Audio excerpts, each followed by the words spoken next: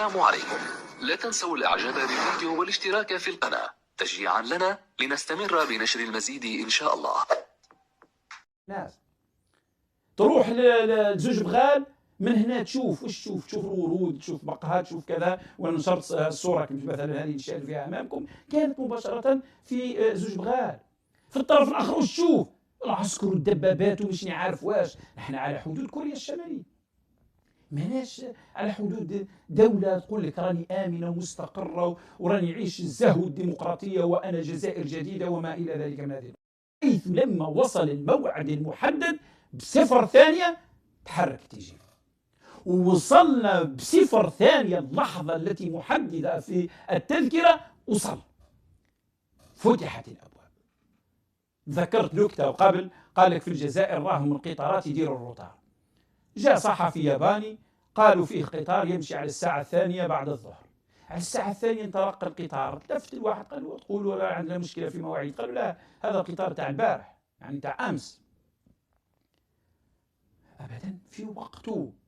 ما أنا كنت نشاهد في الشاشة هذيك ولا قطار واحد كتبوا راه يتأخر، مضبوط. المحطات محددة بالتوقيت، توقفنا فيها في وقتها ووصلنا هناك في الوقت المحدد.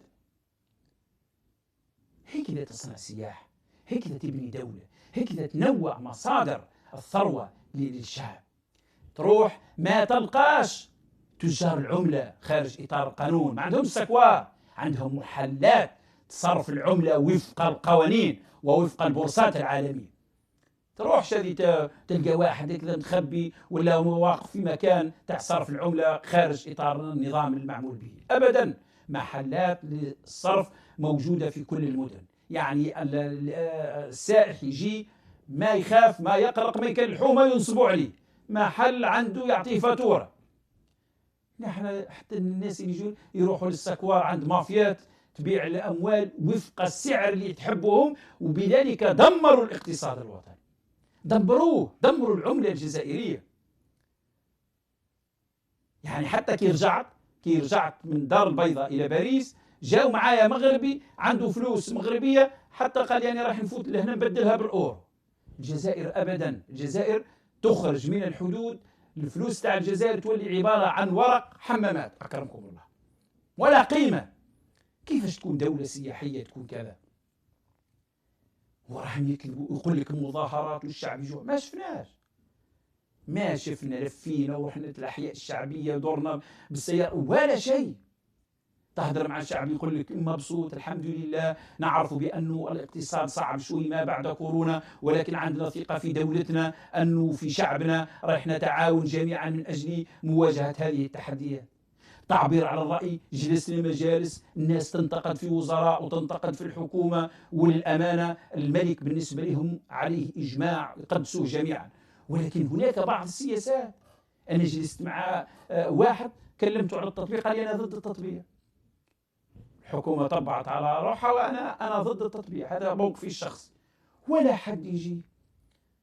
نحن الجزائري كل يفكر بينه وبين نفسه أن الصحراء هذه راه لصالح المغرب، ولا يعطوها المغرب ولا مغربية، غدوة يجوه زوار الليل إذا ما جوش في نفس الليل.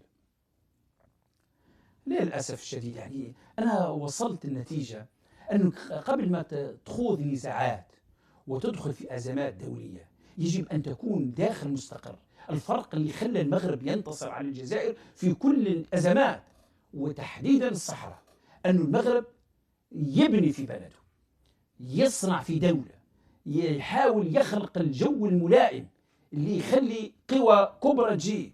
يعني لما تروح تمر يقول لك هذا قصر الملك فهد، هذا قصر الأمير فلان، هذاك قصر الملك سلمان، هذاك قصر الأمير إماراتي، وهذاك قصر واحد قطري، وهذا قصور فاخرة مبنية. علاش يخلي هذا المستثمرين أو هذا الأمراء يجي يبني في المغرب وما يجيش يبني في الجزائر؟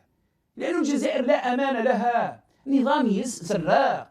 غدوة يجي واحد يدير استثمارات قادر يديروا له قضية مرفقة ويدوا له ممتلكاته. لكن في المغرب لا. رحت الوجدة ممتلكات واحد البنايات تاع جزائريين راهي مهجورة. يعني حتى المدينة بسبب هجرانها شوهوا صورة المدينة، كان من الممكن أن تكون أفضل بكثير، ولكن ولا حد تجرأ يمس لهم الممتلكات نتاعهم، ولا حد. تخيل هذه ممتلكات مغاربة في الجزائر أنصدروهم لهم.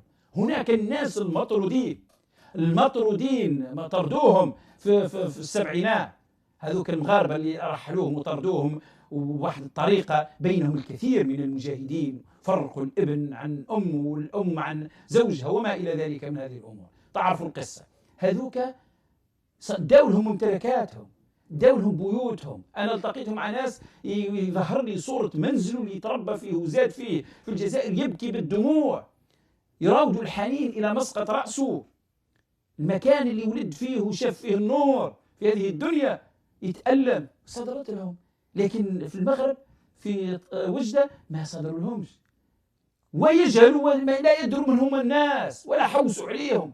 ممتلكات نتاع ناس آخرين خليها كما راه، رغم أنه بالإمكان للمغرب الآن يعطي مهلة، يدير إعلان الناس الممتلكات هذه يجي يريقلوها، ما تخليليش انت بنايه مهدمه في وسط المدينه تشوه لي صوره المدينه. لو حتى في دول اوروبيه ما يخلوها، يعطوا له اجراء، يا اما يجي صاحبها او انه تباع حتى في المزاد، ونهار اللي يجي يدي حقه، يتخذوا اجراء. ولكن ما داروهاش، قال لك ممتلكات تاع الجزائريين على عيننا وراسنا. شوف الفرق يا ناس. تروح لزوج بغال من هنا تشوف وش تشوف الورود، تشوف بقهات، تشوف كذا. وانا نشرت الصوره مثلا هذه اللي شاهد فيها امامكم كانت مباشره في زوج بغال. في الطرف الاخر وش تشوف؟ العسكر والدبابات ومش عارف واش. نحن على حدود كوريا الشماليه، ماناش على حدود دوله تقول لك راني امنه ومستقره وراني عيش الزهو الديمقراطيه وانا جزائر جديده وما الى ذلك من هذه الامور. كان مشاهدات كثيره يعني شفناها يا ناس. انت تمشي على كورنيش تاع الناظور، ولا كورنيش الدار البيضاء، ولا الرباط، ولا غيره، وتشوف، ولا طنجة، يعني شيء جميل. ها مثلا في طنجة راني ماشي في شارع، هذا شارع رئيسي مستحيل تشوف مثله في الجزائر. هذا راك تشوفه غير في الخليج، في دول الخليج. النظافة والترتيب والمرافق، تلقى ناس عندهم أماكن وين يلعبوا البالو، أماكن خاصة بالأطفال، يعني حتى العائلات لما تجي تمشي على الكورنيش عندها أماكن وين تجلس، أماكن وين يلعبوا أولادهم. تروح المحلات هذه ولا مولات توجد مكان أصل خاصة تحط الأطفال نتاعك هناك يلعبوا، وانت تستطيع أن تتجول في المحلات. شيء رأيته في اسطنبول، رأيته في السعودية، رأيته في الدوحة، رأيته في كثير من الدول، لا لكن في الجزائر غير موجود.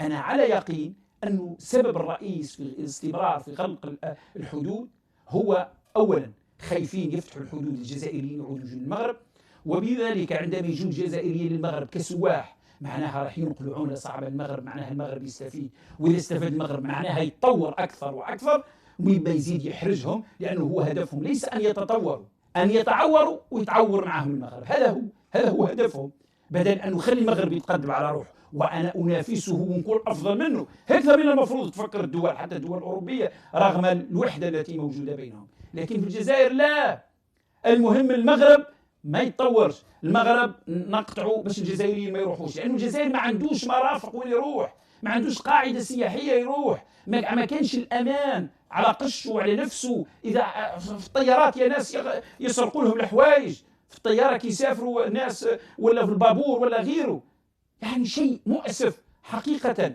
وهذه ما تشوفهاش في المطار، تنزل قش كي يجي محترم حتى اللمسة ما يلمسوهاش.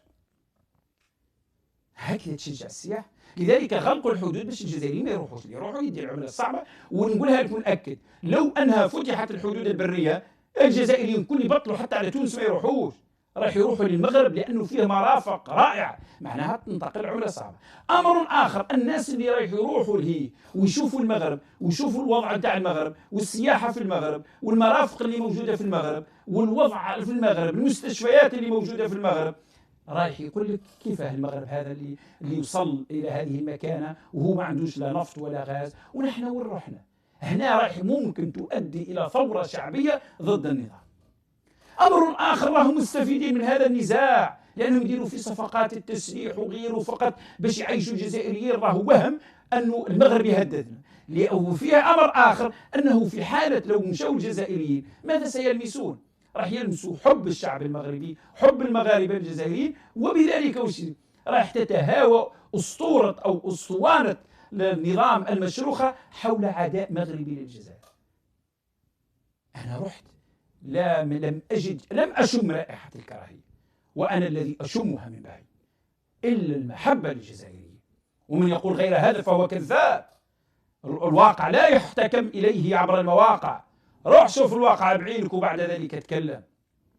وما زلت ما رحتش إلى المناطق الصحراوية هذه اللي متنازع عليها، اللي داخلة في إطار الأزمة، من خلال الصور اللي شفتها ومن خلال ما حكولي، وما نحكي على هذا الموضوع حتى نشوفه بعيني. ولكن أنا أجزم لكم من خلال ما توفر لدي المعطيات أنها غير التي رأيتها منذ 12 عاما. أعتقد بأن دولة تسير بهذا المنطق لا تستطيع أن تصارحها، ولا تستطيع أن تدخل فيها معها في نزاعات. فهي رتبت بيتها الداخلي، رتبت مؤسساتها، خلقت المرافق لها، صنعت مكانة لنفسها بين الدول. ويكفي أن وجدناهم أوروبيين. تجد المدرسة الأمريكية، الكولاج الأمريكي، تلقى الفرنسي، تلقى كل الدول رعاية أجانب عايشين ثم في المغرب، فرنسيين، إيطاليين، إسبان، كل الدول الأمريكان عايشين ثم، يقروا في أولادهم ثم ويديروا في مستقبلهم ثم. هذا دليل على ماذا؟ دليل على الأمان أولا وقبل كل شيء، ودليل على الأمن. هل ترون في الجزائر راهم أمريكان جايين عايشين ثم، ولا فرنسيين، ولا كل العكس؟